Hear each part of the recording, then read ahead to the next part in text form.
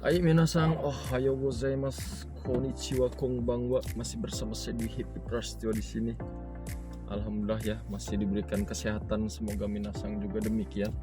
Oke, seperti biasa di vlog-vlog kita selalu memberikan informasi seputar magang dan kerja ke Jepang. Jepang nih guys, senggol dong ya. Saya masih di sini, saya masih tetap di Lembaga Sending Wakasio. Nah, hari ini libur sebenarnya ya. Hari ini libur, hanya saja hari ini kita ada pertemuan dengan wali siswa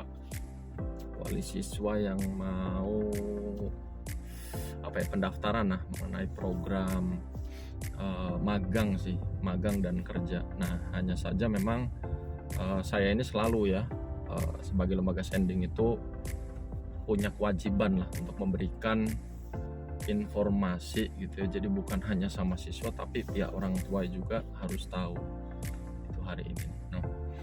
Nah, sebelum itu sambil perjalanan ini saya ingin memberikan informasi ya. Jadi kemarin itu saya kedatangan siswa gitu kan untuk menjalani program magang ataupun kerja ke Jepang. Hanya saja ya si anak ini tertipu gitu. Bilangnya sih tertipu, sebenarnya sih kalau saya tanya lebih lanjut sih sebenarnya nggak ketipu sih gitu ya. Dan mungkin si lembaganya ya ini tidak bermaksud menipu, hanya saja nominalnya terlalu tinggi. Jadi seakan-akan si siswa ini merasa ditipu gitu karena melihat mungkin kok ada program yang lebih ringan gitu ya. Dan memang merasa tertipunya karena si anak ini tidak mengikuti tes gitu. Dan setiap mau tes itu harus bayar. Mungkin merasa tertipunya di situ. Jadi si anak ini awalnya dijanjikan ya untuk bisa mudah ke Jepang, murah gitu ya. Nah, dengan dalih itu si anak masuk mungkin dengan biaya ringan di situ. Tetapi dokumen asli ini ditahan gitu. Nah, di sini nih mungkin permasalahannya, dokumen aslinya ditahan. Kemudian setiap si anak ini mau ikut tes itu dia harus bayar dan nominalnya nggak kecil ya, nominalnya di 5 ke atas lah, 5 juta ke atas.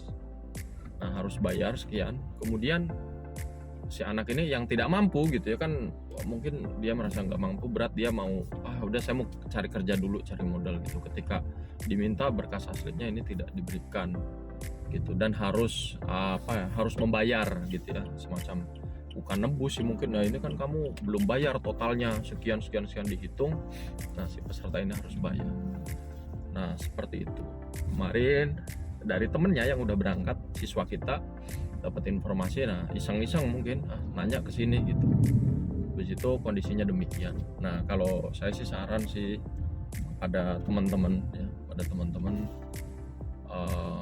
lembaga ya, pastinya tentu kita punya prosedur ya, aturan jalan main masing-masing. Intinya teman-teman mau tarik biaya berapapun itu oke, nggak ada masalah gitu ya. Kita punya dapur masing-masing, nggak ada masalah, silakan. Hanya syarat dan ketentuan memang harus kita sampaikan di depan, tentunya biar tidak terjadi nanti ada pihak-pihak yang dirugikan. Karena dampak lebih buruknya adalah si peserta ini pasti akan berbicara di media sosial segala macam, itu hal-hal yang tidak diinginkan gitu ya. Wah, seperti ini seperti itu.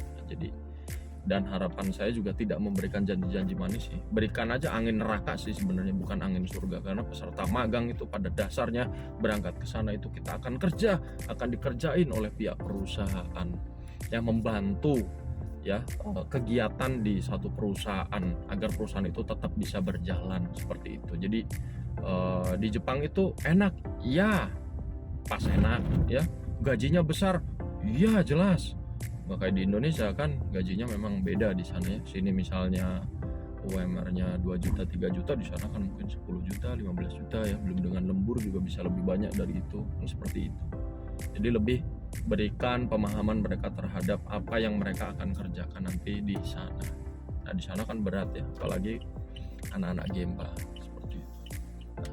Kemudian untuk bagi pesertanya tentunya selektif ya. Teman-teman bisa benar-benar minta info itu, jangan Pak ke Jepang berapa biaya, nanti disampaikan biaya LPK-nya aja udah, yang kesananya kan nggak tahu. Harus tanyakan dulu, Pak sampai ke Jepang kalau saya lewat lembaga Bapak berapa, dari nol ya, dari nol sampai terbang gitu rinciannya gitu kan, nanti diinformasikan. Jadi supaya bisa siap-siap. Kalau memang tidak bisa berat ya cari biaya yang paling ringan gitu. Nah tapi hati-hati juga, takutnya ringan-ringan biayanya ternyata lembaganya nggak bisa menyalurkan, itu juga kan ngeri. Jadi tentunya biaya ringan, lembaganya ini dilihat kredibilitasnya, dilihat bukti-buktinya. Oh iya banyak sampainya yang pada berangkat, misalnya di sini banyak programnya, ya silahkan itu diikuti seperti itu. Mudah-mudahan informasi ini bisa membantu sedikit buat teman-teman.